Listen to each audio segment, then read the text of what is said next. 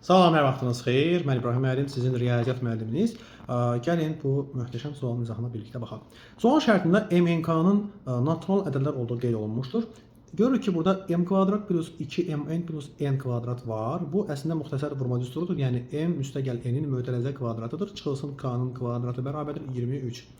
Və bu özlüyündə kvadratlar fərqi düsturudur. Yəni m üstəgəlinsin n üstəgəl k vurulsun m üstəgəlinsin n çıxılsın k bərabərdir 23. Və hörmətli şagirdlər, deməli, natural ədədlərin cəmi naturaldır. Yəni bu hasil 23-sə, bu 23 vurulsun 1 ola bilər. Deyərlər ki, müəllim, niyə 1-i bura 23-ü bura yazmırsınız? Ona görə ki, naturalların cəmi 1 ola bilməz axı. Və m plus n plus k bərabərdir 23. M plus n minus k bərabərdir 1 olduğunu nəzərə alaraq tərəf-tərəfə toplasaq tənlər sistemi kimi yazıb bunu. Buradan 2m üstəgəl n-in 24-ə bərabər olduğunu və m üstəgəl n-in 12 olduğunu görərik.